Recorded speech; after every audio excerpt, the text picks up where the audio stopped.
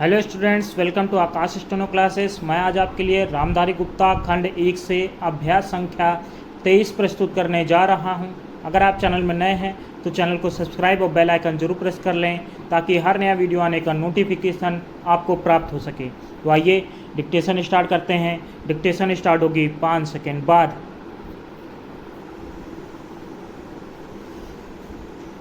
Start.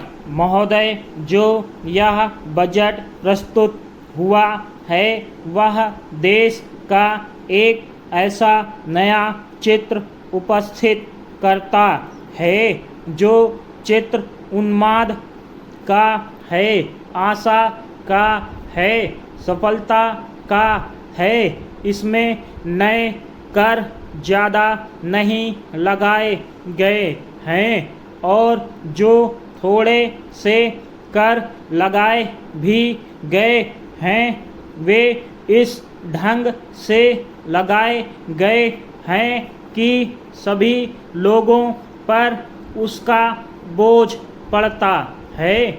इससे भी उनको निराशा हुई है। दूसरी बात जिससे उनको निराशा हुई है यह है कि 1-2 वर्ष देश को लेन देन के मामले में कठिनाई का सामना करना पड़ा था। योजना को कठिनाई में पड़ना था, वह कठिनाई दूर हो गई है और मैं सदन की तरफ से उन देशों को धन्यवाद देना चाहता हूँ, उन देशों के प्रति आभार प्रदर्शित करना चाहता हूँ जिन्होंने हमारी इस कठिनाई को दूर करने में आगे बढ़कर हाथ बटाया है। मेरे मित्रों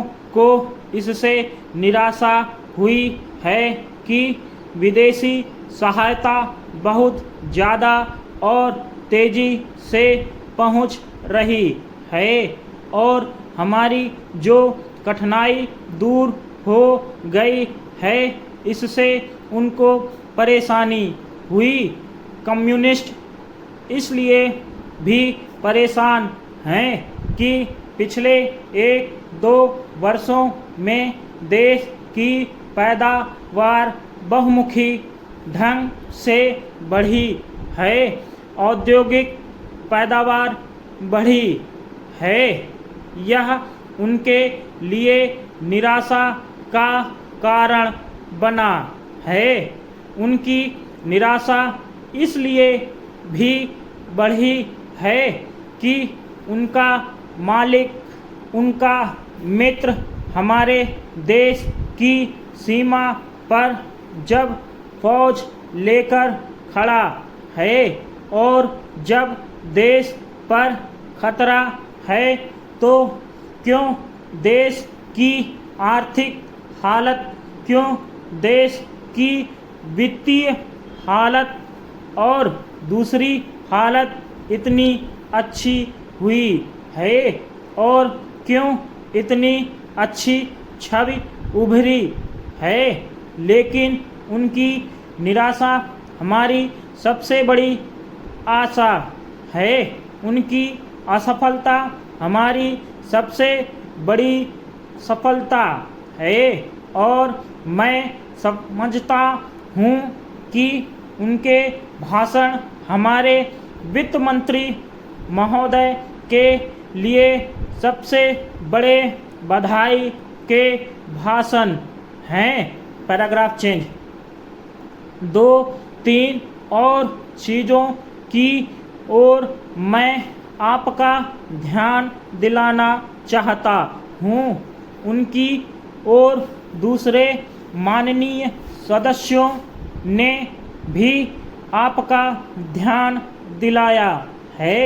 हमारी सरकार का ध्यान भी उस ओर गया है, लेकिन मैं समझता हूँ कि उन पर और अधिक ध्यान देने की आवश्यकता है।